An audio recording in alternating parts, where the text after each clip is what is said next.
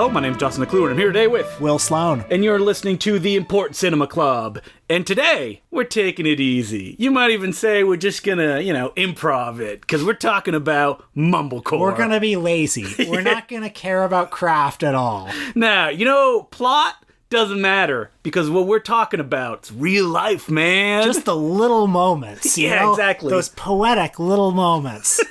So, Mumblecore for people... Boobs, bush, cocks.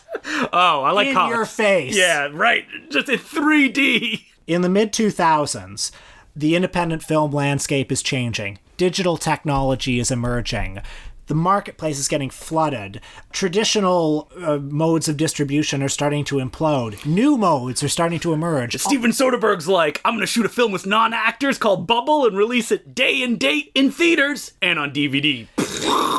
And certain filmmakers, they were not really filmmakers yet, and they may not even be filmmakers now, but whoa, what a hot burn. But they had access to this off-the-rack, consumer-grade equipment, and, they did a Kevin Smith, and they said, why don't we make a movie in where we are right now? Ooh, I like this idea. Did it give us kind of insightful, daring, and charismatic works of art? No, but it may have led to those things. Yes. Which I think is what's interesting about Mumblecore. A lot of these movies were shot sort of in and around the apartments of hipsters. And mattresses on the floor. I've been there. Brooklyn, Chicago, Austin, wherever artists gather. Mm-hmm. Between jobs. Yeah, between jobs. Many of them just having graduated. And many of these films documented that particular post-collegial atmosphere where identities are not fully formed yet. You're not quite sure what your career is going to be. There aren't that many opportunities. Well, there are some opportunities. You are living on a trust fund, after all.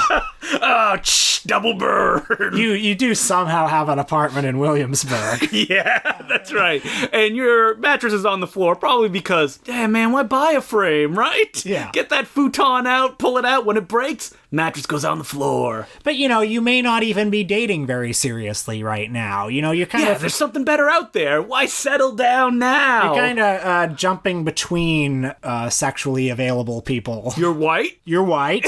Yep. You're probably male, although there's probably also a nude woman in there somewhere. Mm-hmm. So I will say that when these movies were emerging, or at least when I got around to them, I was watching them with interest. I mean, I guess the spiritual father of this movement, if it is a movement, is Joe Swanberg, the most prolific guy who made these films. Well, technically, it was Andrew Bujalski who made the first Mumblecore film, even though that it is shot on film, not digital video, called Funny Ha Ha in 2002. And he made most of his films on film. He did. Or he used weird cameras like he did on his later on Computer Chess. Mm-hmm. And with that film kind of ushered in this wave of, it feels kind of improvised, it's off the cuff. Going back to people like Claude Chabrol and his kind of talky dramas. John Cassavetes. Yeah, John Cassavetes, which had that improvised feel. Who, I mean, as recently as a couple years ago, I found out on the Mark Maron podcast, Joe Swanberg had not actually seen any of John Cassavetes' movies. That does not surprise me. Isn't that interesting? It is interesting. Yeah, anyway. Why do I need to look at other art, man, when it's just really my life that influences it? So I think, though, the outlines of what Mumblecore is, it's kind of what defined it, this kind of lazy, laissez-faire attitude, no plots, can be improvised, shot on, most often than not, consumer-grade digital video.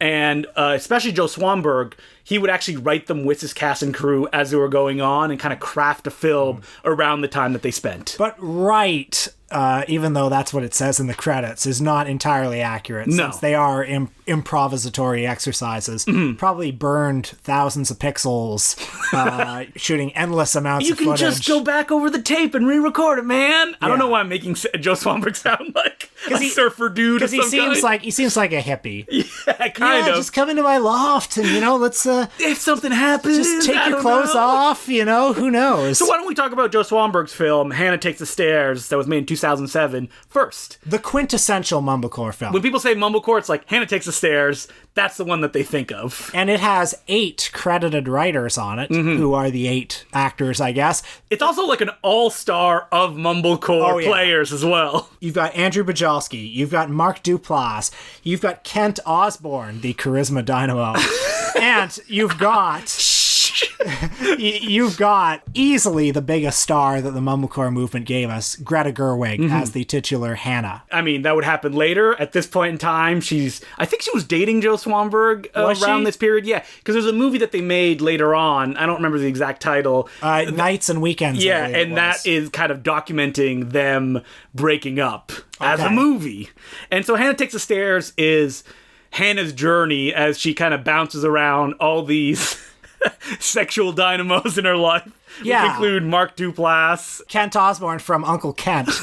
Did you see Uncle Kent? I've never seen Uncle or Kent, its no. sequel? No, Uncle Kent 2, the Tim and Eric parody of the Mumblecore movement. Yeah, I've seen both of those. I saw a lot of these movies. Really? Yeah. But why did you keep going to see them? Did it feel important at the time? Like someone was speaking to you? I was interested in them because they were these attempts to create something that I guess was reflective of that post-collegiate life that I was sort of in. I can see somebody that age watching those films and going like, that's me! I'm seeing myself up on the big screen in a way that I could have done. Yeah. But watching these films now, I'm like, these are selfish, narcissistic people that I can understand maybe that's how I was at that age. What is it giving me to see that now? And the possibilities that they represented were exciting. The fact that something Anybody like this, can make a movie. this could get made and it could get distributed, and here it is on Netflix, and I'm watching it. Here's the problem with Mumblecore films is that people will only accept people making almost no effort, or you have money to make a real movie.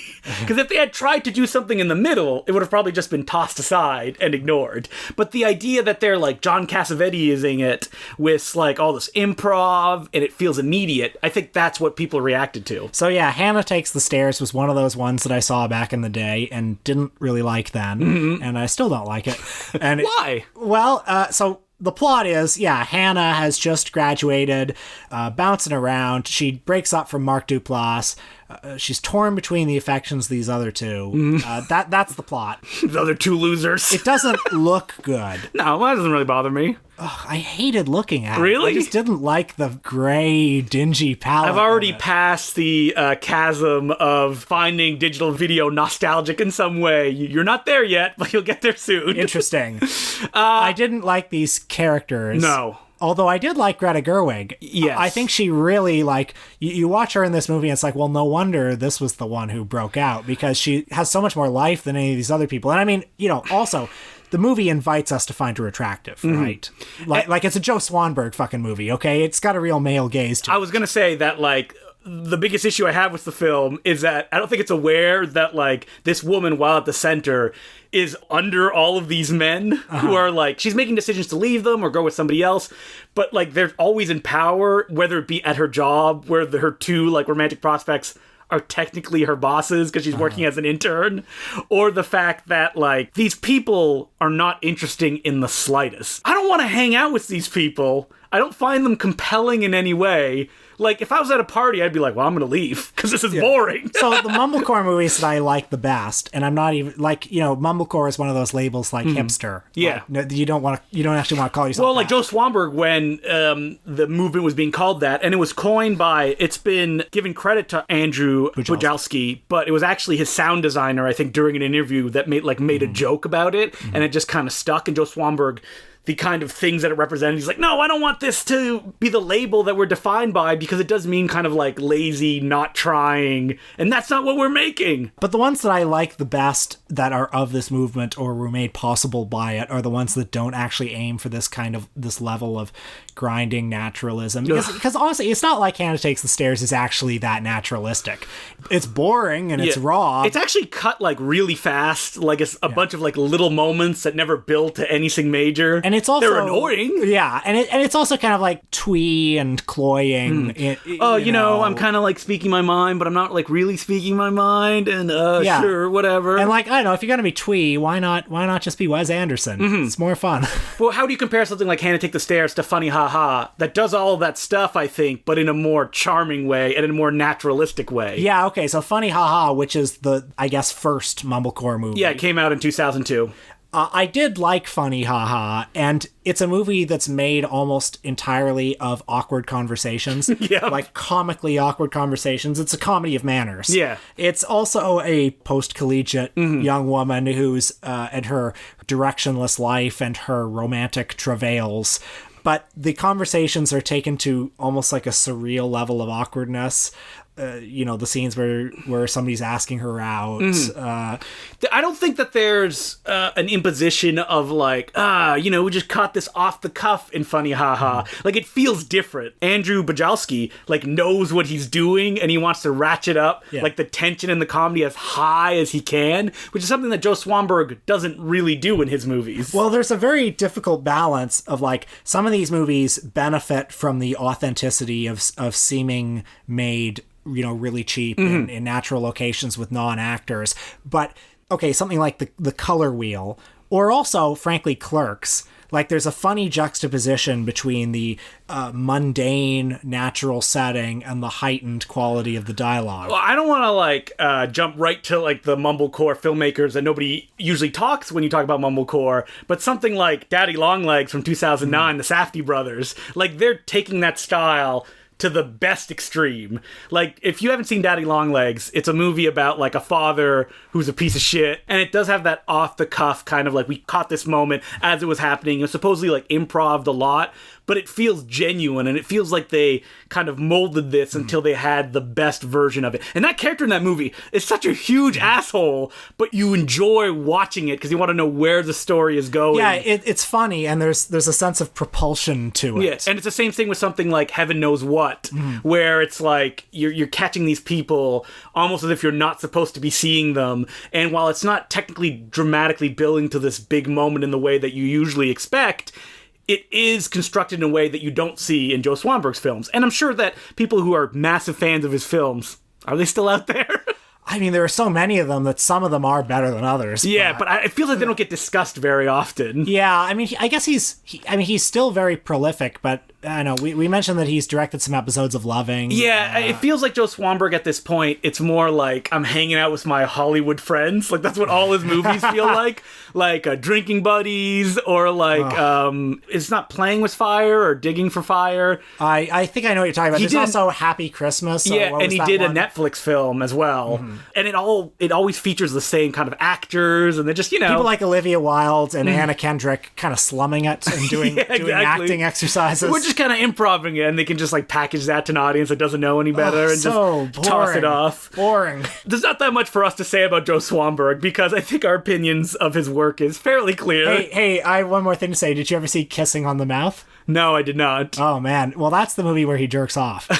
Right on camera? Yeah. I do like it when films show that kind of male nudity. But I remember when I went to a film festival and Joe Swanberg was like at the top of his game and he was presenting a film that still has not been released.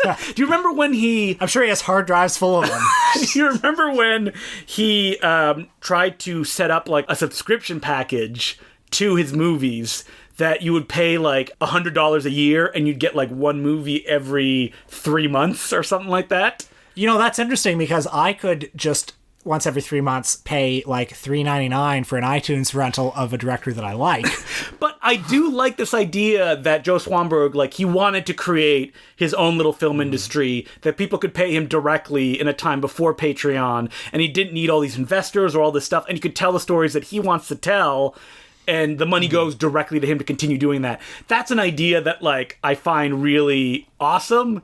I don't really like the movies that much. And I do find his way of working kind of interesting, like in theory. Yes, I do too. I just love that it just grown to kind of like slumming it with his, like you said, like Anna Kendrick and stuff like that, Yeah. where copies of Drinking Buddies on Blu-ray will haunt every bargain bin as far as the eye can see. Imagine owning that. Do you look at my shelf? Oh, man. There's one Mumblecore film that we didn't talk about and that we both watched, was Humpday. Yeah, directed by Lynn Shelton and also starring one of the leading lights of the Mumblecore movement, director, actor, Mark Duplass. Hey, don't forget one of the leading lights of the Blair Witch Project, Joshua Leonard, who plays the other role. I didn't realize that's also where the he was villain from. in Unsane. Unsane, yes. Very interesting. And I think that, like, when I look at something like Humpday, which is a story of two friends that were best friends when they were young, and Joshua Leonard is kind of like a guy about town. I assume he has a trust fund of some kind. Kind of a cool bohemian. He's got a girlfriend, and she's got a girlfriend, and, just libertine life. And Mark Duplass is the button-down guy who he and his wife own a house, and they're going to have kids at some point. And these two pals get together, get drunk, and they make a joke about entering a porn film festival by making a movie where they have sex with each other. So it's kind of like Old Joy. Is that what happens at the end of Old Joy? Well, no, but, It's implied, of course. The Kelly Reinhardt movie. Certainly a lot of homoeroticism, yes. And I think that, like, what I like about this movie is, other than the Joe Swanberg film, we keep just raking Joe Swanberg over the coals, is that, like, it's actually about something. Yes. There's, like, an idea there, and that they're using this style to kind of approach this idea from multiple different perspectives without going all out and saying, like, this is what it's about. So I avoided Humpday for many years because the premise just sounded lame to me. And the covers, like, both of them shirtless, like, back to back like this. I thought, this is going to be like kind of a no homo, like gay panic thing. I didn't realize it was by Lynn Shelton. I thought it was a Mark Duplass directed film. I didn't realize it was by Lynn Shelton. And I think, perhaps a female director brings a different angle on this. Like, the joke is not, oh my god, I can't believe they're gonna have sex. That is never really the joke of the movie. Yeah, it's about, okay, there's this one guy who feels frightened by this life of domesticity that he's entering. There's this other guy who's never completed anything in his life. And because having sex with each other is the thing they really don't want to do, it becomes symbolic of so much. But it's also very stupid. It's so stupid, and everybody tells them, and they're like, well, I have to do this. But they don't know why they have to do this. Yeah. And then it all builds up to this final, no spoilers, 15-minute scene. No spoilers, where it finally comes time to make this film, which is very funny. Yes, it's very funny. Yeah. And I think that's why Humpday worked for me as opposed to something like Hannah Takes the Stairs, which is not funny. No. Is that, like, not only is it about something, it's humorous. These people are kind of empathetic in a way that the people in the Joe Swanberg films are not. And I look at those Joe Swanberg films, and all I could think about was, like, ugh, I don't want to go hang with myself when I was in my 20s. Yeah. Like, so lame. I also, getting back to Joe Swanberg. Yeah. I kind of resent their, like, aspirations towards universality. Do you think they have that? I kind of do. But it can't be, because it's their particular perspective. I know, but, like, why else would you tell such mundane stories and put such mundane characters on the screen if you weren't trying to these kind of people, they don't get to see themselves up on screen. Yeah, and Joe Swanberg might say, well, I'm just showing my own world, the milieu that I live in, trying to summarize up that milieu, like, say, Woody Allen does for his milieu. But Woody Allen puts jokes in his movies. And it's like someone at a party just talking about themselves, and it's like, I don't fucking care. Like, why are you talking about your boring life? Yeah. And I think that's the issue that I have with Joe Swanberg. While a movie like Lynn Shelton's Humpday, they get bunched together because they're shot on, like, cheap digital video, and it's all handheld, and there's that improv-y feel. But, like, I think thematically they are as far as you can get between both of them. I mean, all these people sort of benefited from their proximity to each other because they were close to each other. As much as they say, don't call us Mumblecore, we're so different. Yeah, don't call us Mumblecore, even though that we're all making movies together and all starring in something like Hannah Takes the Stairs. Yeah, and, they used film festivals like South by Southwest as these areas to not only network, but, show their movies, tub thump, create hype for themselves. Yeah. Well, these were movies that, other than film festivals, didn't really have an audience. Right. Because, like, they existed only for film festivals. And Netflix in the early days. The early days, where they're like, oh, what's this? And, like, any transition they've tried to make into other directions, like Mark Duplass, they directed that, what was it called? It was, like, Jeff something. Oh, Who Lives at Home. Yeah, Jeff Who Lives John at Home. C. Reilly, yeah. No, that you're thinking of Cyrus. Oh, I am thinking of Cyrus. What was Jeff Who Lives at Home? It was a movie that starred Jason Segel as a guy going through kind of like a midlife crisis, but it had that kind of, like, mumblecore aesthetic, but with, like, real cameras and real actors, and that, like, never took off for him. I genuinely cannot remember if I've seen Jeff Who Lives at Home. I bet you have. I remember hearing an interview with Mark Duplass where he said something like, it might have been on the Mark Maron podcast, in fact, where he said something like, I think the story of your movie should be stock. It should be a very typical story, but what you do within that stock can be creative. No, because you forget what the movie is. I resented hearing that, and, like, I guess there is. Were you resenting because you were listening to the Mark Maron podcast back in the day? Oh, Let me tell you about my cat Boomer. It's like, shut up, Mark. Skip 30 seconds, scared 30 seconds. But I did kind of resent somebody who, like, made it like a principle of their craft that they're just going to stick within these, these stock confines. That sounds like a guy who figured out a system that nobody else understands. It's like, okay, so I guess you're like a big executive at a studio that you're going to do just stock stories and, like, sprinkle the fun stuff on top of it. Mark Duplass, by the way, has also transitioned to a career as a surprisingly successful actor. I like Mark Duplass as an actor. I used to watch the show that he did with all his, like, Mumblecore buddies, The League, that was about, like, a football league, I think, because, like, Nick Kroll was in it, and that show was very funny. And he was in Zero Dark 30. Oh, yeah, well, everyone was in Zero Dark 30. Even Scott Adkins was in Zero Dark 30. But I think you just look at Mark Duplass's attempt to make a career of, like, bringing his style to the, I don't want to say the big leagues, but, like, the films that have more money behind them, and finding it, like, it doesn't work. And, like, he hasn't tried to continue doing that. I think a lot of the Mumblecore movies, they benefit from the authenticity of their creation. Well, I can think of films that use, and I don't want to say Mumblecore style, because then you're just going back to, like, John Cassavetes, but, like, The Color Wheel, like we talked about, is, from all intents and purposes, a Mumblecore film with jokes and fun, and it's moving quickly, or even something like Listen Up, Philip, that, like, you could qualify that as a Mumblecore film if you wanted to. It's sort of follows in the path of set forward. But, like, it's trying to do something else with it. Did you ever see Frownland? No, I never saw Frownland. It's very funny. Kind of like Daddy Longlegs. Something that's, kind of a DIY movie, but made with just extreme characters. I wonder if it's just, like, the lack of effort is something that, like, bugs me. And I'm sure they could argue, like, oh, we put lots of effort. And then I would reply with, did you? Because it feels like you just kind of, like, barfed this out. And I understand that you could say that there's immediacy to that, but it's also very narcissistic and boring. So Mumblecore is a movement that I very much think about. Movement. Not like it's the civil rights movement or something. Like the French New Wave. Mumblecore is the Mumblecore wave. Is a branding exercise that I definitely think about in the past tense. Yes. I do too. But it was a way station. It was something that showed that this sort of thing can happen and find an audience, no matter how minuscule. And it led to films like Impossible Horror. Impossible Horror. Which was also shot largely in your apartment. Yes, it was. The true Mumblecore film of our time. And you know what? I like Impossible Horror so much more than all of the Joe Swanberg films. Yeah. I mean, it took us much longer, and we barely got into any film festival, so obviously one of them is doing it wrong. And somebody is doing it right. Anna Kendrick will not return my calls, but I'll keep trying. I do think it's interesting, though, that someone like Andrew Bojalski did go on and evolve his style. Like, with Computer Chess, he tried something completely different. He did that comedy with Guy Pearce. I don't remember what it was called. And he did Support the Girls that came out in 2018, which I saw and loved. So that's like someone taking the building blocks and kind of going somewhere else with it. And not everybody could do that. Do we have any letters? We do have some letters. Our first one is from Michael Wong, and it's entitled Forgotten Hong Kong Classics.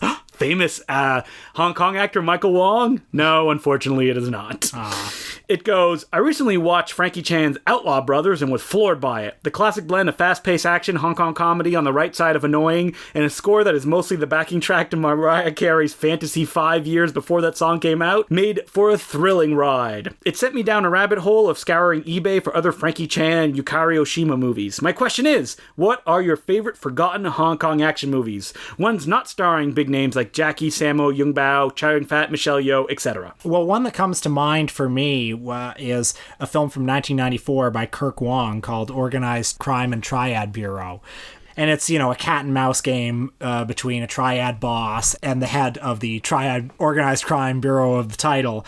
I don't exactly remember the plot because it's a movie that's full of scenes that you remember. Notably, rolling down the hill, firing machine guns at each other. Or there's a scene where there's a shootout in a hospital where there's an open heart surgery being performed or something like that. And one of the things I love about that movie that I think really epitomizes Hong Kong action movies in the 80s and 90s is it really feels like just guerrilla style, down and dirty. We're going out in the streets. Yeah, we don't have permits. We're just shooting. Crazy action movie and really the mumblecore of their day. And in fact, I saw that movie at the Hong Kong-a-thon at the Anthology Film Archives that year that Grady Hendrix runs. And, when you see 6 of these movies back to back, it's you get a different feel for Hong Kong. Hong Kong, it definitely feels like this place where film crews were just running around with a camera, and it's like this living ecosystem. The one that comes to mind is also one that Grady Hendrix played at one of his Hong Kong-a-thon things. But unlike Will, I can't afford to go to New York, so I watched it at home after somebody told me the titles it played, is a Simon Yam film called Day Without a Policeman. And it's about Simon Yam is on an island, and suddenly a bunch of terrorists show up, and he has to protect these innocent people while these terrorists try to brutally murder them.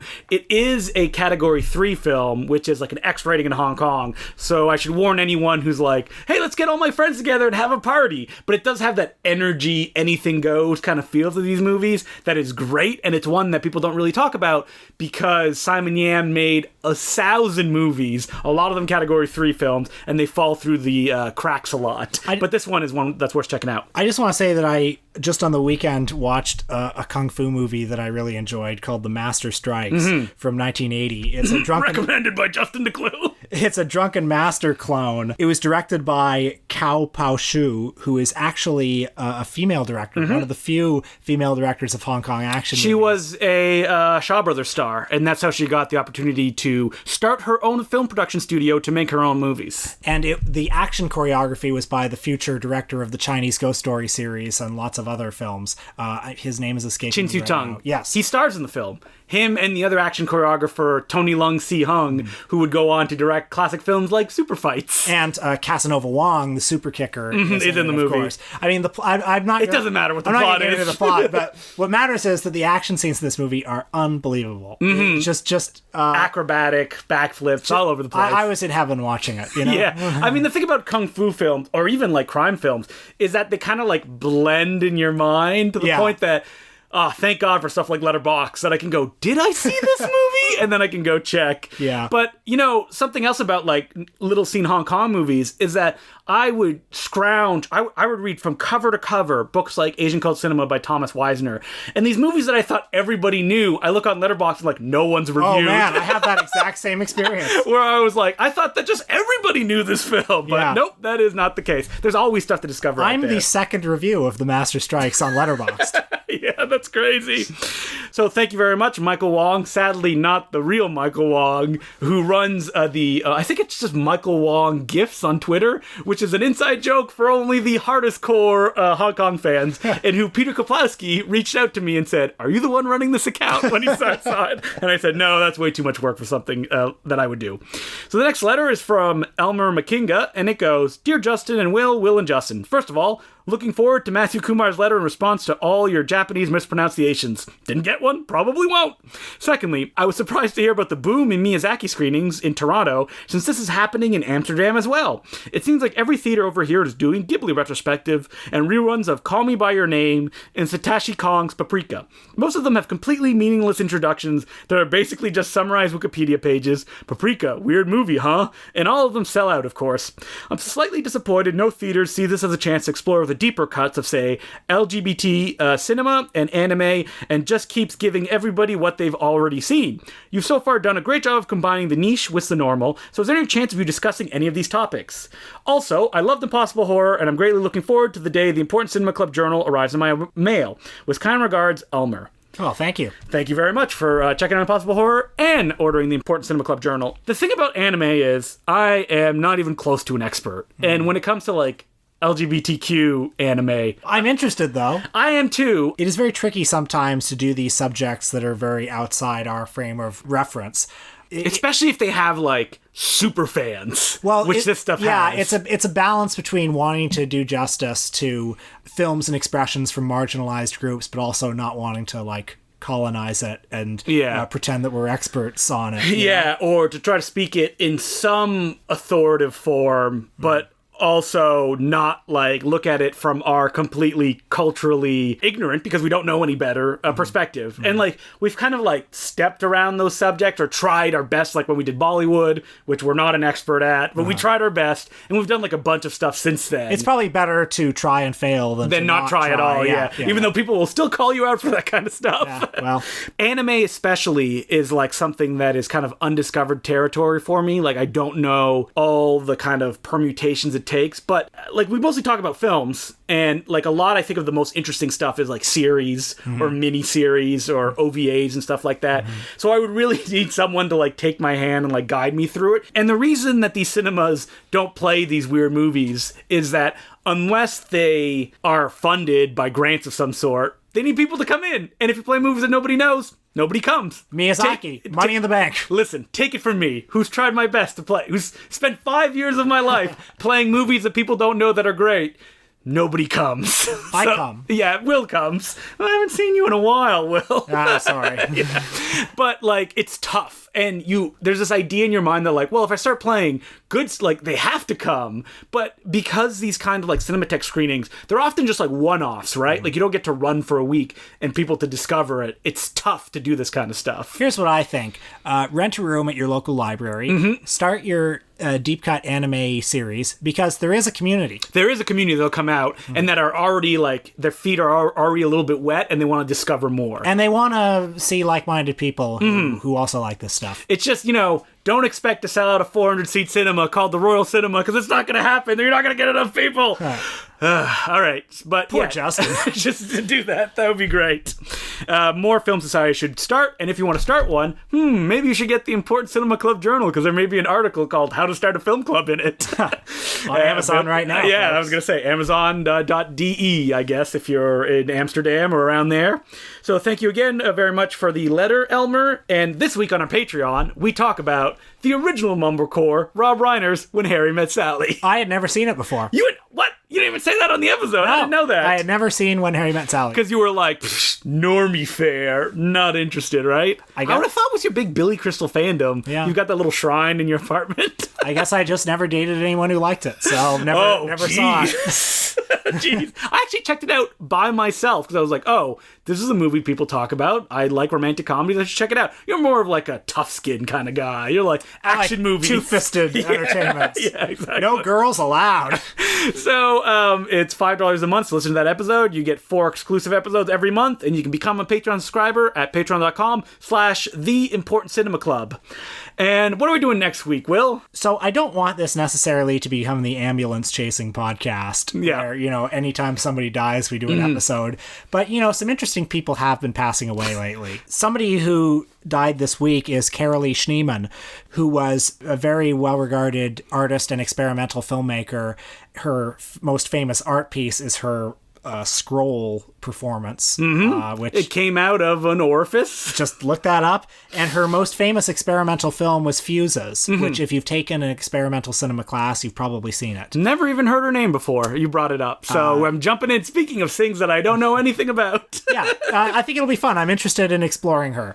So that'll be next week. And until then, I'm Justin McClue. I'm Will Sloan. Thanks for listening. I remember a couple of years ago when Megan Ellison of Annapurna Pictures came on the scene, and she was doing things like investing in Paul Thomas Anderson's The Master, which you'll recall had been canceled before. Yeah, because it was like too dicey, because everybody was talking about it as a Scientology movie. And there was this kind of feeling where it's like, okay, big studios aren't making serious or halfway serious movies anymore. And it's like, well, okay, at least we have this billionaire heiress who will throw away some of her money into this. Like, if this is all we've got, I'll take it. But now the tables have turned, and Variety just wrote an article called "Can Megan Ellison Reverse Course on Annapurna's Financial Troubles?" And there's a photo of Megan Ellison. Everything around her is on fire, and she's holding a candle lighter, or I guess it's technically a barbecue lighter, to a stack of dollar bills. So first of all, I don't know anything about business. So, maybe she's got outside investors now, probably. Yeah, maybe. And the other thing is, who fucking cares? I think if she wants to keep burning her money, we should let her and we should encourage But it. she's not burning her money. She's obviously investing in stuff that she cares about. I think I remember hearing that it's like, her billionaire father or Yes. something was starting to take a look at the books now. Basically, what ended up happening was that, like, a handful of films, and maybe someone will be like, well, excuse me, it was actually more than a handful, lost a lot of money. Like, the Sister Brothers came out, didn't make any kind of splash. Even something like The Master didn't make its budget back, and they just kept investing in this stuff. Well, there was a period there when there was stuff like Silver Linings Playbook and Zero Dark 30, movies that made quite a bit of money. But I remember seeing that If Beale Street Could Talk lost money because it was very badly handled, I think. Yeah, it was opened so oddly. Like, it didn't go wide. It opened very small. You didn't hear anything about it. And then, like, months later, it's still playing in theaters because it just opened. And also Vice lost some money. Destroyer. I'm looking at what came out last year. Annapurna Pictures put money in Creed 2. And they also put Good taste. also put money in Death Wish, the Eli Roth classic. Anyway, so what did the article say? Do you remember how she's going to turn it around? Well, I mean, I could get into that, but I could also get into the fact that it doesn't matter. Right. Because the investment, specifically her father, is a billionaire. So if you lose a bunch of millions of dollars, it doesn't matter. Like, it doesn't mean anything other than the fact that a board of directors is like, we can't keep losing money even though we essentially have unlimited funds. You're right, Mr. Thatcher. I did lose $1 million last year. I plan to lose $1 million next year and the next year. Why, at the rate of $1 million a year, I'll have to close this place in 60 years. Exactly. But because life is boring and people want to make drama and tell a story, they have to be like, oh, she's just wasting all of this money. You know what? I hope she wastes more money. I do too. Yeah. Like, if she was... She shouldn't even have $1 billion. So no, nobody should have $1 billion. She's going to have it. So if she's going to have it, she might as well, like, invest it in projects that she's passionate about. And, like, because I think they diversified into video games and stuff like that. And that's also just giving money directly to the creators to make these projects. And there's something kind of noble about this idea of, like, she didn't make those billions of dollars. Her father did. Her father's workers did. Anyway. Yeah, that's right. Yeah. Oh man, Will stood up when he did that and he threw the mic up into the air. Get the fuck out of here. And, just go do some research on her father, if you will. He doesn't seem like a very nice man. Yeah, and I hope he doesn't put a stop to this. No. Like fucking old man Potter. Yeah, exactly. Fucking Scrooge McDuck drowning in his pool of money. Yeah, he needs to die quickly and just let her spend the rest. She could not spend all that money in her entire lifetime. The rest of the fortune. Again, it's not burning, it's not frittering, because she's investing it in things that she cares about. Yeah. And I think that's what matters. matters. Because, like, you know, you look at box office numbers, you look how much movies make. It doesn't mean anything. All this money is just, like, invisible in the air. Guess what? Everybody dies, and it doesn't matter how much money you have, because you're still miserable. Did you see that article about, you know where I'm going with this? The billionaire who died getting a penis enlargement? Oh, loved it. I loved it. That is the greatest. It's like, mwah. You know, his penis was really his rosebud, wasn't it? I hope it died like it was too big. If we can get more billionaires to have penis enlargement surgeries. Do you think it'll be like a dare that like other billionaires were like, maybe he died, but I'll get the good one. Like, I'll get the better penis enlargement, and they're all still dying. Yeah, it's like climbing Mount Everest.